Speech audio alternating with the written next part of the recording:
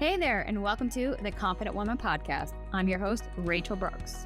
Join me as I sit down and chat with co-hosts, friends, and carefully curated guests and talk about all the things that empower you to become your best and most confident self. So, let's get started. All right, ladies, welcome back. So today we have with us Jessica Baladad, and Jessica is a 5-year cancer survivor, and she is also the creator of Feel for Your Life, a free mobile application that provides resources on how to perform self-breast exams and when to get screenings while allowing users to track and monitor their changes and set reminders. So, of course, these are such important conversations that I think we really need to unpack and have these conversations, especially when it comes to how do we take care of ourselves, and especially as we get older and things are changing and we kind of have to tune in to what is going on internally. So, Jessica, I would love for you to share a little bit more about what, obviously being a breast cancer survivor and the works that you do are so needed. But let's talk about kind of your mission into the works that you do as well.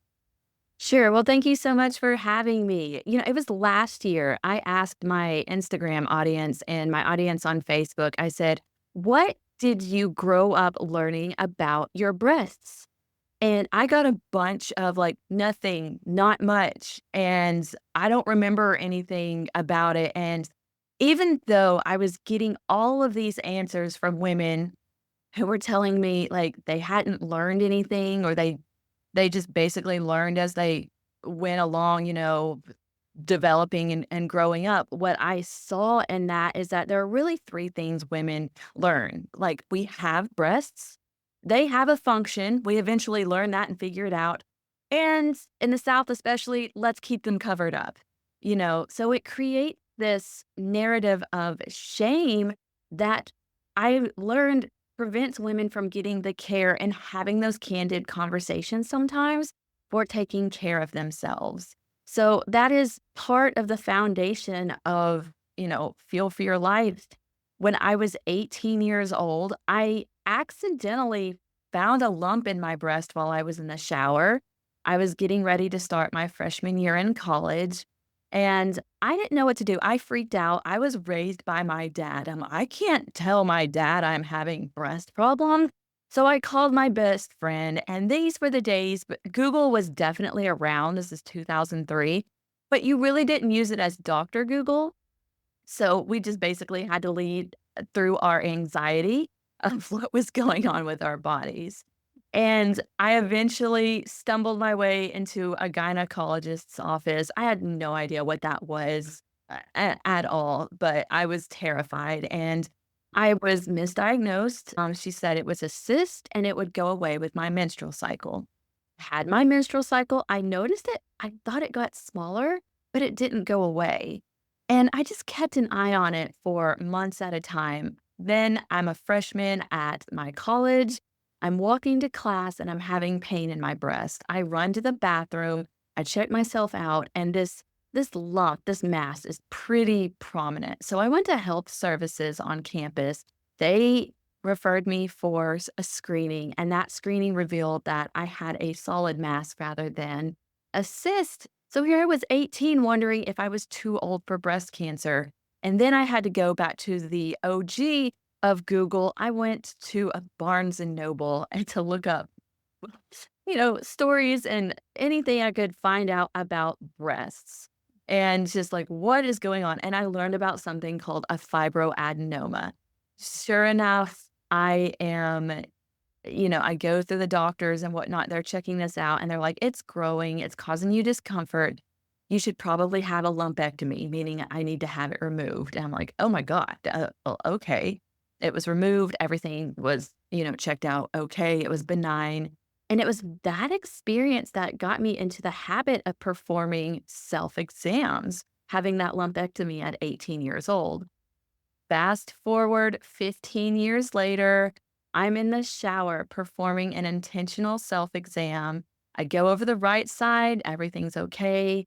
I go over the left side and I get to like the lower left side. It's called about the 3, 4 o'clock position. If you were to think about your breast as a clock, with the 3, 4 o'clock position, and I felt a lump that was eventually diagnosed as breast cancer. And it was then I knew I wanted to make self exams, well known, comfortable for women, and, accessible to do and to have the resources and the need to learn more about it right there instead of, having a woman scramble and Google herself to death now and going to her friends or people who may not have the right information for her in her most, desperate time of need of facing a potential medical crisis. So that's my long way of saying of how I got to where I kind of am right now. Good. Wow. And grateful that you're here. I mean, this is just, especially with breast cancer, it's such a place of uncertainty. And when you would ask that question to your audience, that made me question. I'm like, yeah, I mean, growing up, did we learn anything? No, we didn't. We learned in like, here's a tampon, here's a maxi pad, and you're probably going to have some blood between your legs when you have a period. And Exactly. when you're like 8 to 10 years old, that was like our health ed. And I was like, remember coming home and freaked out about that. I was like, Mom, what's going to happen? So, to your point, there wasn't enough education. And I think it's almost like our generation coming up being advocates for women's health because it was so missed and it was just glazed over. But man, wow, what a story. It's just you don't realize the the magnitude of what we go through and knowing that there's something on the other side of it. And so you're advocate for obviously women's health and empowering women to really take those exams seriously. And what is self-care? Um, that's something I think we see across social media. Self-care is in bubble baths and masks and, Netflix and chill or something like that. But I know your holistic aspect of taking that deeper dive into what does self-care, and I'd love for you to explain what that means to you. I mean, I know that you shared your story, but where can our women start? I think self exams are self care. I think it's being mindful of our bodies, understanding what's normal for us, having those conversations with, other women that we trust and have relationships with. Let's talk about our breasts. Let's talk about our health. Let's talk about the things that bother us and, take away some of that stigma because we face a lot of shame with our bodies having this, oh, don't say those words. And we have, crazy nicknames for our body parts. Some of them are, yeah, sure. Some of them are kind of funny, but we're not always saying breast and vagina and things like that. But I just having those candid conversations and making it normal in the appropriate settings. I'm not saying you have to go shout those words on social media all the time or at all if that's not your thing. But then that allows us to be more comfortable having those conversations with our medical providers. Start with the people that you are in safe relationships with so that you can have those more difficult, candid conversations with your medical provider. I think, aside from, the bubble baths and getting your nails done and your hair done, those are all awesome. Those are all great. Eat the cookie, drink the wine if you want to. But, let's learn how to take care of ourselves as well. Right. Yes. I mean, to your point, it's exactly, I'm thinking back when I grew up, we had every name except what to call them. In biology class, it's like breast and vagina. We tiptoed around the words that it almost feels like we tiptoed around the subject, and the subject is taboo. So how do we even talk about those things? Right. Right. How do you say, well, in your case, growing up, being raised by your father, how do you say to your dad, I have issues going on with my breasts because you didn't even address them as calling them breasts or understand that that was appropriate and acceptable? So we have to unlearn to learn. And I love that what your story is really empowering women to be that voice and the advocate, not only just for their own health, but the education that now we're helping to lead a next generation to fully understand what it means to be a woman. It's not just, what we grew up. It's like girls had long hair, wear dresses, boys had short hair and play in mud. It's like it's not just so cut and dry. Yeah, I think just it's so important to really focus on your uniqueness and what makes you different, but also empowering yourself to really learn and educate yourself because education was not available for us. Absolutely. And, being raised by my dad, one thing, fortunately, unfortunately, that made it a little bit more comfortable is that I'm the 4th generation on my dad's side of the family with breast cancer. I grew up with 2 aunts who had breast cancer and metastatic breast cancer. I had a grandmother with breast cancer. 6 of her sisters and some of their children also had breast cancer, and my great-grandmother had breast cancer. And we have no known gene mutation that's ever been found. So, breast cancer has been part of my family my entire life. And so, when I was diagnosed with the benign non-cancerous tumor at 18, I mean, it scared everybody because it's like, "Oh my god, has this really passed down to someone so young?" Well, it didn't get me at 18, but 33 is still pretty young. It is for breast cancer, and so uh, we did have that. The oncologist who actually treated me had treated my aunt and my grandmother before me, so he had a vested interest in my care, and, when he said, "I want you to, do these things," I agreed without hesitation with his treatment plan. I said, I wanna go hard. Cancer runs in my family until it ran into me, and I'm gonna put a stop to this." So that was my mindset going into it. Wow. Yes, I didn't realize. I mean, when you say fourth generation, it's like, yeah, so every member of your family had kind of been a predecessor before. So I'm sure that did give you some hope that know that, you're in good hands and you have an outlet where you can talk to other women that had gone through that. And then, of course, being in the same physician's care, which I'm sure is, quite scary, especially at such a young age. I mean, you're 18. There's a lot of things going on. You just first year of college, first year on your own, first year of the so this whole newness and this uncertainty, it's got to be dark and scary. But yet, I know before we hit record, you took that whole different approach and become more positive and reinforcing that so that it keeps that hope alive. Can we talk about the difference here between where we shift our mindset because of the power of our mindset can really make or break us, especially during struggles and times of adversity, right? Right. So I I had seen what cancer had done in my family and what it was trying to do to me. I was losing an aunt at the time of my diagnosis. I missed her funeral. I like the aunts, the relatives before me, many of them had passed. And I thought like I felt alone in that. And like I said, cancer ran in my family until it ran into me. And I'm gonna do something about this not about this right now. So I just kind of got into this like, all right, I'm gonna break free from this diseased mindset. If this is where it stops, this is what I have to do. Like, I couldn't make it personal. I didn't wanna say, "Why is this happening to me?" I couldn't focus on the why. Why is often, like, a gut issue. You don't wa it's not something that comes from your rational brain.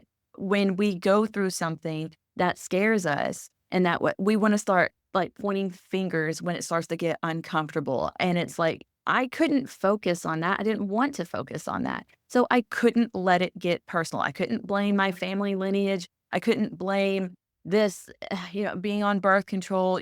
I was in the best shape of my life. I didn't drink. I didn't smoke. It didn't make sense, but I couldn't focus on the why. It was not helpful. I had to focus on what I had control of in that moment. And that was the decisions regarding my treatment plan. Even though, here I am, I have this disease trying to take over my body, I could make decisions about what I could do for myself in the present. And so I couldn't let it get personal. Also, I didn't want it to be pervasive. I didn't want to start thinking that it was going to affect other parts of my life. Oh, well, what if I never outlive this? What if I don't have a future with my husband? What if my parents, outlive me and I don't have those experiences with them? What if I never get to do that? Like, I could not let that disease affect my future. I couldn't let it get pervasive in different parts of my life. And I refused. I wanted to see myself with a future outside of breast cancer where I knew that I could thrive. And it was up to me to decide how I was going to make that happen through my mindset. Wow. That's powerful. It's a matter of how you view what is happening to you or for you. And Absolutely. yeah, it's powerful because you had a choice Mhm. that way. And your story would be probably a lot different than it is today because Right. mind controls what we're focusing on, what we're saying about ourselves. anticipation of fear and worry and doubt and uncertainty and all the scary factors because, yes, those things are very real. I'm sure you felt all of those things. But you said, this must be the story. I want a different outcome. So for me to have a different outcome, I have to think differently. And though, kind of walk us through, some of the, obviously the mindset things, but, kind of share a little bit more of that journey to overcoming. And obviously this has been several years in the making and where it has led to you today.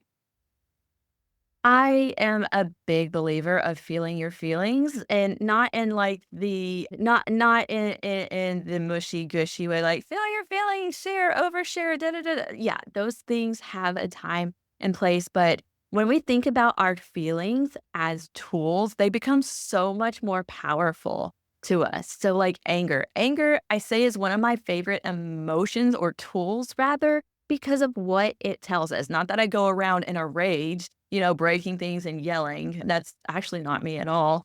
I like what anger tells us. Anger tells us that something is wrong and something needs to change. So, what's wrong? I have cancer and I may feel like I'm out of control. And what needs to change? I don't want to have cancer. So, what can I do for myself? What's my treatment plan look like? What are the baby steps? I had to think about what I'm in right now is temporary and I'm choosing not to let this be my forever. This one day, one step at a time, what is going to get me closer to my end goal? And this goes for anyone who's even, stage 4, who may have metastatic disease that is terminal. It's in the mindset that you want to get into that, yes, there is the inevitable, but you have control of looking at what's wrong right now and what needs to change and where do I need to take responsibility for my role in this. I didn't cause cancer, but I have a role in what I can do for myself in that moment. A lot of people get really uncomfortable when you ask them to take responsibility because again, that blame wants to like point fingers at other parts of our lives and we want to stay stuck in that.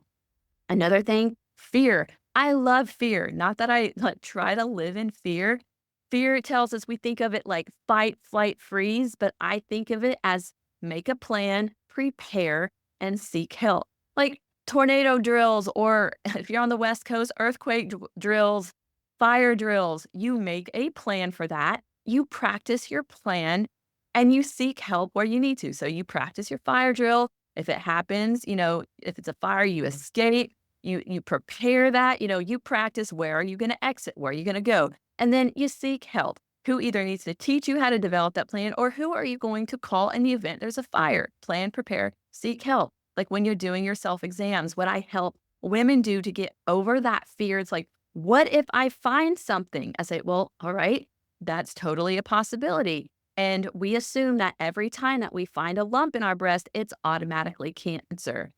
Statistics have shown us, science shows us that actually 80% of lumps in the breast end up being benign. So you have a chance that just because you find a lump, it doesn't automatically mean cancer, but definitely talk to your doctor, call your doctor about that right away. So, all right, you're in the shower, you're doing a self exam, and you find something and you have that, oh, scrap moment in that time. So it's like, all right, what is your plan? What are you going to do for yourself if you find a lump? First, you have your self-exam plan because let's say you've downloaded the Feel for Your Life app and you're keeping track of your self-exams. You have a self-exam plan. Now, let's prepare the plan. All right, who's a person that you're going to call?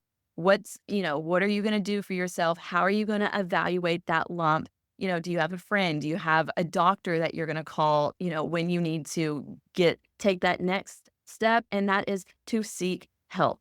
You seek help whenever you need to, like, all right, this obviously needs to be addressed. I'm going to tell you, don't Google yourself. I'm actually guilty of not following my own advice, but I'm going to tell you, Google lump in your breast, cancer is going to come up and it's not helpful and it's going to scare the crap out of you.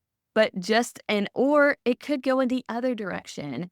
You could Google things because you have this bias, like, oh, there's no way it could be cancer. I'm going to Google other breast lumps. Well, that may not be helpful to you in case it is something that is malignant. So plan, prepare, seek help, stay off of Google. So I love thinking about fear and anger as tools for us. I could go through a list of them, but I would say those are my two favorites. I love that perspective. I'd never heard that before. Oh, okay, cool. I love that you share this because so many of us are fueled by the anger, fueled by the fear, but you chose to say, yes, it's going to fuel me, but in a way that's empowering because this is just a tool in this tool belt. It's not defining me. Mhm, absolutely. Yeah, Love that. And then, of course, your plan, prepare, and seek help. mhm, So you talked about self exams. right. Many of our listeners probably grew up in the same area that we talked about. Mhm. Can you kind of walk us or guide us through what does that even look like other than just feeling around in the shower and you're like, I don't know what I'm looking for. I don't even know what. Can we unpack that? Can we give it like a health 101? And Right. It's so interesting that, you brought all of this up because when I was going through chemotherapy, I asked my friends, or I'm sorry, they asked me, how did I even know to get diagnosed with cancer? And I said, I do my self exams every month. Don't you?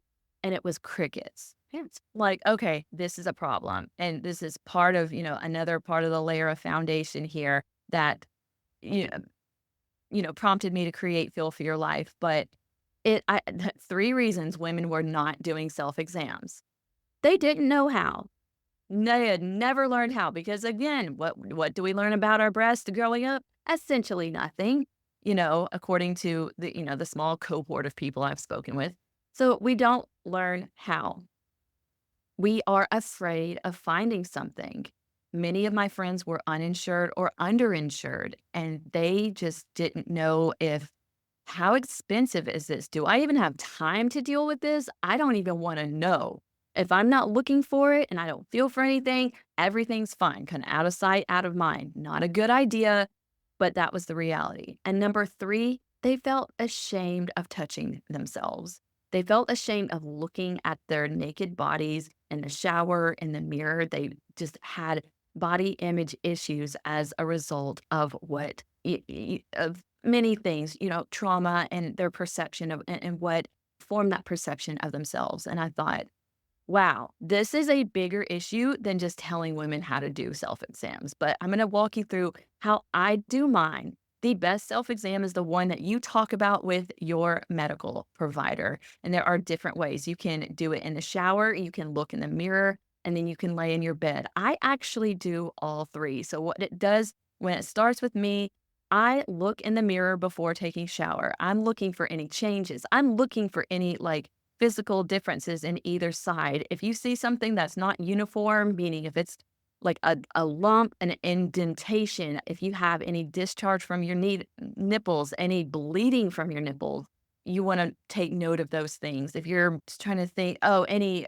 puckering, any it's like an orange peel feeling. If you notice that there are different texture differences on both sides of your breast, that is something to be mindful. I would say if you personally, I've heard a little bit about this. If you have itching that goes on for longer than a week, I would say in a certain area, definitely get that checked out by your doctor. That could be a few things, but itching could also present some issues that could lead to potentially a malignancy. I don't want to say just because your boobs itch, that's cancer, but it's a change and it's different. If it's consistent, say something about it. So you're looking at yourself. Do they both look the same? Does everything look normal to what you recognize as normal? And then in the shower, I love getting in the shower. That sounded funny. I love doing my self exams in the shower. I not that I do them every day. It is once a month, but I the shower is where I can be vulnerable with myself, and that is my me time. I have thinking showers I take, but I'm digressing a little bit. I put, one when I'm doing the side that I'm examining, I put one hand up over my head with my elbow kinda in that 180-degree angle, and I start at the top of my breast in the 12 o'clock position if you're thinking about your breast as a clock, and I just go around my breast in a clockwise position. I am massaging. I am using the pads of my fingers, 2 or 3 fingers, and I am getting deep in there. I'm essentially massaging my breast, checking for lumps. I remember when I found the cancer, I got to the 12 o'clock, I'm going around. It was at 3, 4 o'clock position. I will never forget what the cancer felt like. It was firm, it was dense, and I could wiggle it a little bit like a kernel of corn on the cob, but I it would not move. When I had the benign tumor in my right breast around 6 o'clock, that tumor, like, it would ping pong between my fingers. It was very mobile in my breast. So the cancerous lump for me did not move around much, but the benign tumor would roll around like a grape or a marble inside my breast. So that's what it was for. I go around my entire breast. I massage throughout my breast. There are instructions inside of the Feel for Your Life app that can tell you how to move your hand and your fingers. And then after that, getting out of the shower, drying off, I lay down. I put my arms up over my head one at a time based on the breast I'm examining. And I'm doing the same thing, the same massage motion in a clockwise position and across throughout my entire breast using the pads of my fingers because that different angle can often it may present lumps, bumps, and abnormalities in a different way for you that you may not have felt in the shower. It's just a way to be more thorough. So those are how I do my self exams once a month. Whenever I had a menstrual cycle, for me, I would do my self exams on my last day of my menstrual cycle. And now that I don't have a menstrual cycle, I just pick the same time every month. Wow, thank you for those tips. And as you're sharing that, I'm thinking, yeah, that's easy to do, right? For those people who are like, oh, I don't even know how to. Listen, she gave us perfect examples, but it was as you're sharing that, I'm thinking, man, that could be scary if you do find something. And how do you?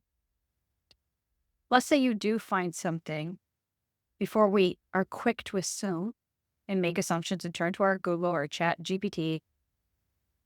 Is there a waiting period or a time that we would think, okay, give it another few days, another week? Is it another month just to kind of monitor? Or how quickly should we seek medical advice? Personally, if it were me, I would seek medical advice right away. The sooner that you can take care of it, the better. In my experience, when you call your medical provider and say, I have a lump in my breast, they will make time for you. You generally get moved to the front of the line. They're like, can you be here, tomorrow? Very rarely have I seen someone get put off, but I'm like, call a different doctor. Like someone will see you and someone will talk to you about this right away. So I would say don't delay because I think the longer that you wait, you start to talk yourself out of it. You start to like that fear just like subsides, like that urgent fear that comes up for you. You start to let it subside and then you let yourself get busy and then you let life kind of take over. So I would say right away, if you notice anything, do tell your medical provider about it right away.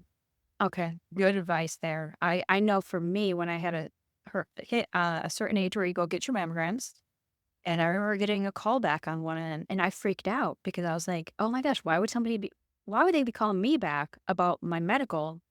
They only call you if something's wrong." And so, thank God it wasn't anything more serious than what it was, but they had said the density of your breast during the menstrual periods and times of the calendar month, and you had talked about picking a day that works best for you with whether you have menstruation or not, and then sticking to that so you can now have a measurement to base off of every month. But anyway, that yeah, scared the bejesus out of me. I was like, oh my goodness, because nobody wants to hear that call back, right? But there's so many different factors that can go into it. For context, mine was I guess denser tissue because of the time of month, and they couldn't pick that up on the scan, so they had to call me back in for an ultrasound. Yeah, For my testing. Yeah, what's interesting, like in the month of September, this went into effect September 10th. The FDA is requiring your mammogram provider to tell you about your breast density so that you may be at an increased risk or you may need supplemental screenings like an MRI or an ultrasound. And if you know that ahead of your appointment, on the day of your mammogram, instead of getting that scary phone call, you can talk to the technician or the radiologist there and say, "Hey, I know I have dense breast tissue. I am due for my mammogram. Would I also need an ultrasound, or can I go ahead and just get an ultrasound during this visit to check myself out?" So I'm really glad that they notified you. It's scary. No one likes those phone calls. I totally get what that's like and how it can feel, but These new regulations that went into effect are teaching women to be mindful of their breast density and what that means and how it can hide lumps, bumps, and abnormalities that could show up on imaging. Good to know. Yeah, it was a freak out moment, but now I know going in that if anything were to pick up, I actually make that note and say, "Hey, listen, I would call back several years ago, and this is," so it gives me that peace of mind. So also, as the technicians reading that, they're well informed and they give me that peace of mind. Says, "Hey, listen, nothing to worry about." So it's just again communication, I think, and then being honest and asking questions and not having to be afraid to tiptoe on topics that we weren't taught about or was too taboo or we just didn't have the vocabulary or education to be like, what's going on?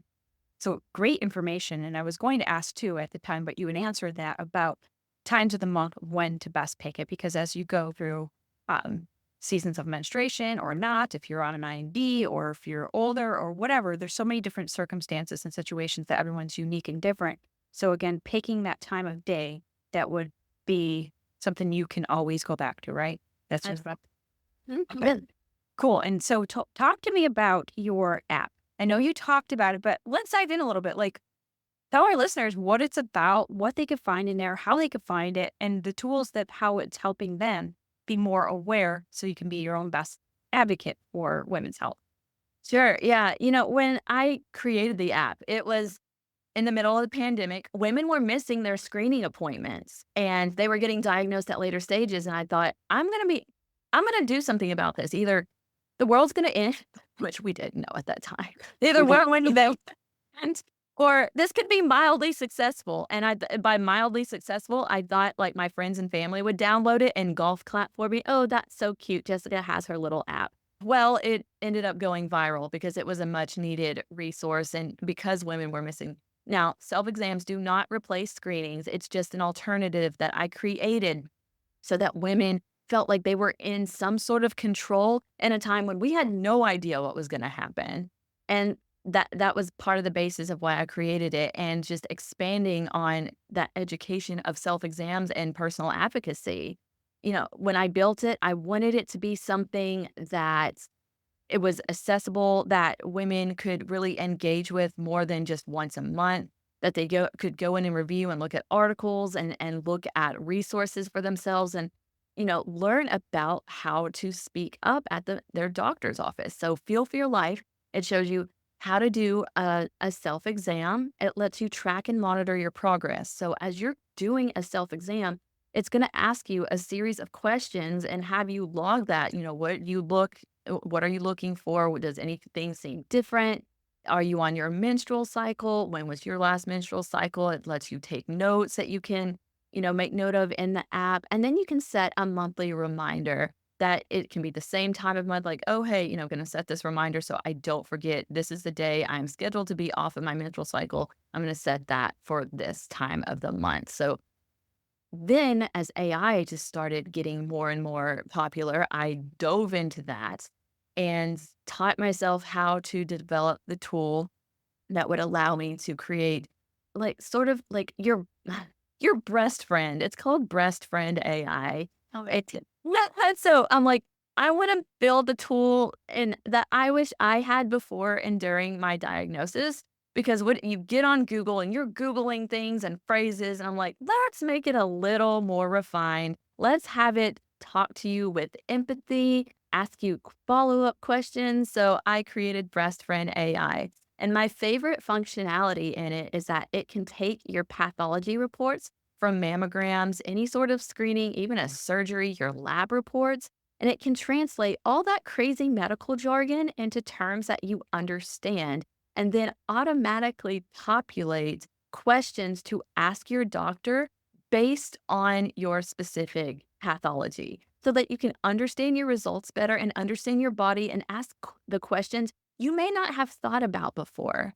So it's really like an advocacy, breast friend tool for you. If you're going to go get a mammogram, you can ask it to create a hype like playlist for you to like help you with your nerves or whatever you're feeling in that moment. It can help you get second opinions. It can show you where screening facilities are. If you don't have insurance, it'll ask you when you're asking the question, like, do you have insurance? Do you need other resources? It'll tell you like where you can go that may be free or low cost or options for you, I wanted to make it, comprehensive. Like I thought about my experience. I thought about the experience of women and I just put my whole heart into creating that. Wow. That's completely helpful. I mean, everything you're sharing, I'm thinking, man, I so needed that for me back then. We didn't even have internet. Stay on about. We had to go to the public libraries to find things. I'm right. Yeah. Like I said, I was in Barnes and Noble, like looking up fibroadenomas and, different wrong with breasts because you just really didn't, or at least I didn't think to use Google back then for that stuff. I think, No, yeah. don't think of it. And once the internet came out, that became your replacement for doctors, and it would scare the bejesus out of you because the next thing you know, I mean, it's like you get a hangnail and all of a sudden you got to have your foot amputated. It's like anything you go after, it's scary. It's a very scary place to be, especially when something so scary happens to you because this is, like what is going on? And of course, our minds can go to the worry places and the fear and the anger as Jessica has shared, but leveraging that as your tool that says, yes, I can be angry. Yes, I can be fearful. Yes, I can be scared. But what is it here to teach me? What can I do today that can empower me to at least navigate this with a clear mind and, set myself up for whatever might be and without going into that doom and gloom. So your app, I mean, gosh, this people go download this. Like seriously, this is a lifesaver and a life changer because having this knowledge, as we know, knowledge is power. So while we're informed and we have the information ahead of us, we're advocating for our own health and wellness, but we also become then advocates for other women who don't know about these things, don't know how to address, don't know how to communicate with their doctors and ask those questions. And I love that you brought in the AI feature because it's almost anticipating questions that we wouldn't even know because we didn't even know that we had something to even talk about. It's a whole different thing. Yeah, and it's important for me to keep this free. Feel for Your Life is free. It's on the Google Play Store, it's in the App Store, and at feelforyourlife.com. And so like I said, accessibility is so important to me. So I work really hard to keep it as free as possible. That's incredible. This has just been your mission driven work, obviously, through something that you saw a need for in your own life and said, if I needed this for me and I can help somebody else, then I'm going to do that. And I think that that's a beautiful testimony to what it needs to overcome. And, challenges aside, this is what competent women do. It's about giving back and helping somebody else who needed something that you had to go through. You're just being a light for somebody else and helping to bridge that gap from where you're at today to where you could be, giving them that hope and inspiration. So I love that you share that. And of course, as your own journey unfolds and you had to go through, gosh, I mean, I can't imagine what you went through, especially at such a young age, and then having to kind of feel like you're going backwards in time to go forward. Can we talk briefly about what your healing journey looked like in this? I know that we kind of skipped ahead for a moment, but I really wanted to talk about the app and unpack that and some of the self-examinations. Because as you're navigating, I want to talk about the personal side for a moment. What did that feel like and look like for you in your healing journey? I mean, the literal healing journey. Now, I rattle this off like it's just a laundry list because of just where I am. And it's crazy because people are like, whoa, whoa, whoa, you went through what? And I'll have strangers give me hugs. Like when I'm like in different groups or like, I'm like, oh, I didn't realize that's made people feel a certain way because I'm so beyond that. But my healing journey treatment plan, aside from all the mindset was, I went through 16 rounds of chemotherapy. I had a double mastectomy. I went through 24 rounds of radiation. I did that from August 2018 to May of 2019. And then I took a break and I told my oncologist, I am tired of hospitals. I want a break because he wanted to start like the hysterectomy pretty quickly after. I'm like, no, you can like you can keep my ovaries asleep until I'm like, I need a break. I want to travel. I want to spend time with my family. It's 2019. And he's like, all right, let's talk about when this is going to happen. Let's do December 2019. I'm like, fine. Okay. Well, the NFL heard about my story and they invited me to the Super Bowl. And I thought, by the time I have this surgery and go to the Super Bowl, I don't know if I'm gonna be healed enough. So I postponed my hysterectomy into early 2020. I thought, that's a 2020 problem. That's fine. And here's the other thing. I also, because I had radiation and it destroyed and damaged my skin, part of the muscle, the tissue, my my reconstruction surgeon said, "Hey, you need to wait at least a year before we go in and do reconstruction." I thought, "Fine, 2020 will be my year, no big deal." So I thought, 2020, hysterectomy, breast reconstruction, done. And I managed to have the hysterectomy on Valentine's Day of 2020, and COVID was sort of being talked about and being tiptoed around. I think it had just come into the United States publicly at that time, and people were sort of but no one in the hospital was bringing it up, and I'm like, "Oh, this is fine. It's all fine. We're gonna be fine." That all changed in March. I think I was turning 35, and I remember thinking, "Wow, I'd shut down some bars in my 20s, but I'd never shut down, like, a whole state or country before, because that it was March 11th, everything shut down." And, of course, no reconstruction for me. I had to wait until February of 2021 to have what's called deep flap reconstruction. They took fat tissue and blood vessels from my stomach and placed them into my chest to recreate my body. It was a 10-hour surgery with an 8-week full recovery period. It wasn't up to 8 weeks. No, it was 8 weeks of learning how to walk. When I say that, I had to walk hunched over and slowly make my way up into a 180-degree angle again to stand up straight. It took a full 8 weeks for me to do that, wearing binders, wearing, body suits, going to doctor's appointments to check the blood flow of everything. I wanted to use my body's own tissue. That was very important to me because I had been through radiation and heard, I never want to discourage a woman who wants to get implants for whatever reason. That is her choice to make. But it was important to me to use my own body's tissue and go through that. So I sometimes will grab my chest and make jokes. I'm like, my stomach hurts. Because it's literally my stomach tissue. But it's crazy where science was. And I'm grateful for that. It was probably the most difficult part of everything for me because I was fatigued. I had to stop, all of the supplements and things that I'd taken. I just felt like I had literally been hit by a few buses in that recovery period. But I'm grateful for what I'd been through. And yeah, I would do it all over again. Wow. Your story is just so inspiring.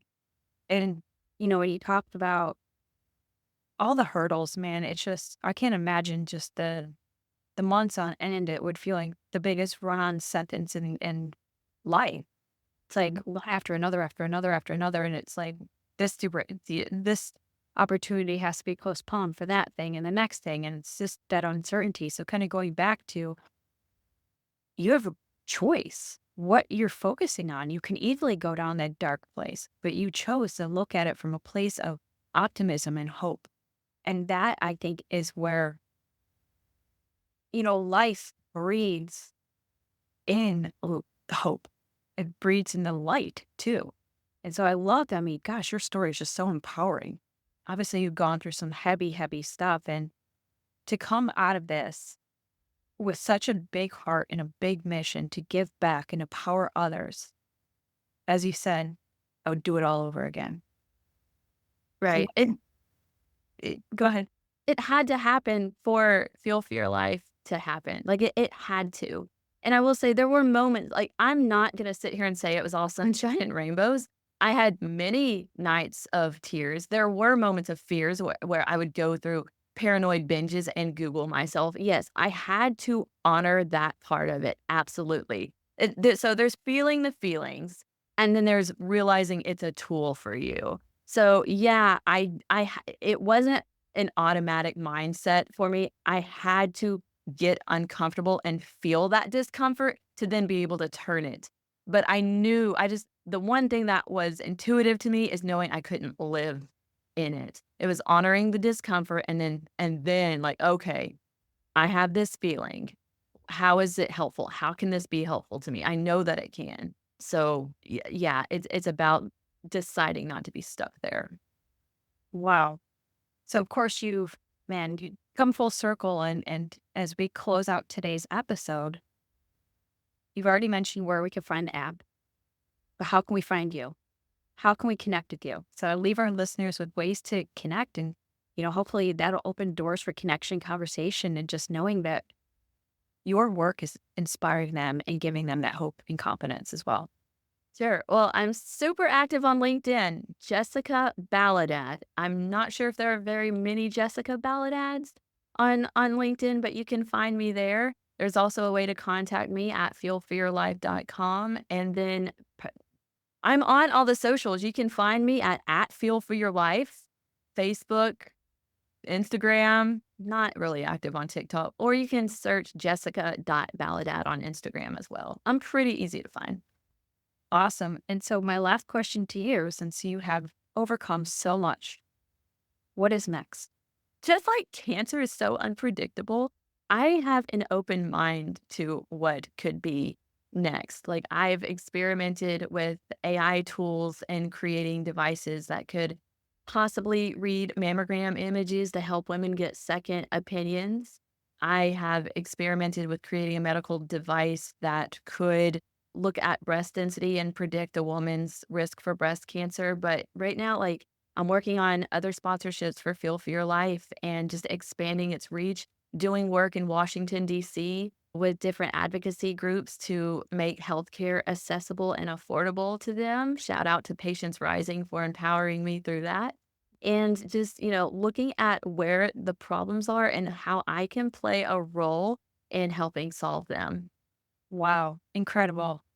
Jessica, thank you.